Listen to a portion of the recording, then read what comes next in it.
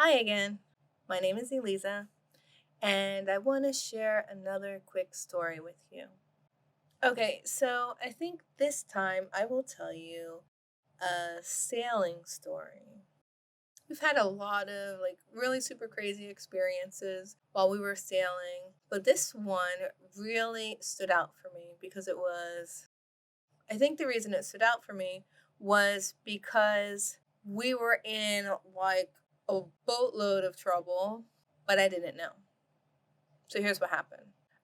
We were taking our boat, trying to get through some channels so that we could anchor out in a bay. And the problem was, it was starting to get dark and the rain was coming, the storm was coming. And so, as the sky was quickly turning black, we pulled out of the channel and found a spot to anchor that would be safe. And I want to say in under 10 minutes, it went from being daylight to dark, where you couldn't even see in front of you.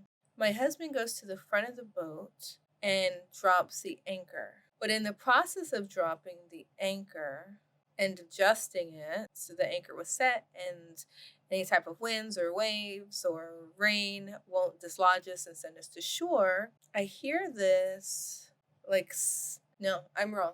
He's up at the front. I had asked him to please put put on a jacket, put on his shoes, like his boots, because the weather had dropped too with this approaching storm.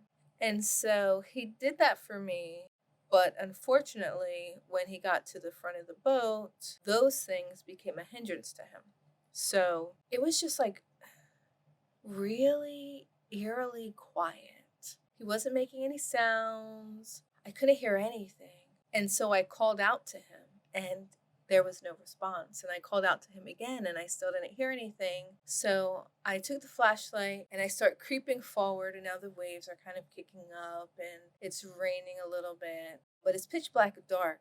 And I'm calling to him and I don't see him. The boat's not that long. So as I creep my way forward and I'm shining the flashlight, I realize he's not there. My heart dropped. So I start calling and calling and calling, and I hear a noise in the water. And it turns out that all those clothes I had him put on before he went to the front to keep him warm, actually got him tied up in one of the lines, and the line dragged him overboard. It got him caught up with the line and the anchor chain, and out he went over the edge of the boat. And I could hear him, so I scoot really, really fast to the front, shine the light over, and I can see him. And he's struggling to keep his face above the water. And I'm telling you, I still couldn't hear anything. So had I not called out to him, I would have just not known what happened to him. I'm able to throw another line in the water that he can grab.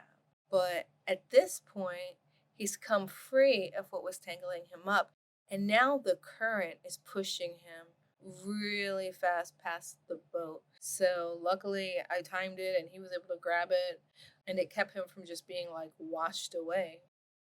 So some anchors you have to lift manually. There's a lot of strength involved in that, and this was the setup that we had.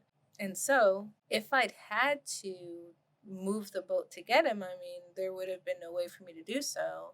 I can't remember if he had on a life vest, but I just remember the fear, the panic, not hearing him, then finding him in the water, tangled, and then getting that line to him before he's just washed away.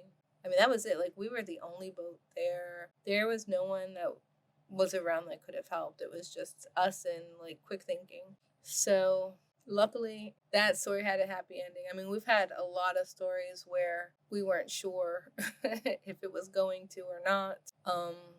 And yeah, this was terrifying. So what's the good takeaway from this? The takeaway is, I guess, always be prepared because anything can happen. Expect the unexpected. I don't know. I don't know. I can't think of anything. I'm just glad that I didn't wait any longer to try to call out to him. It was just really, really scary. All right, that's it for today. Thank you for listening. Join me in my next drawing project. Thanks. Bye.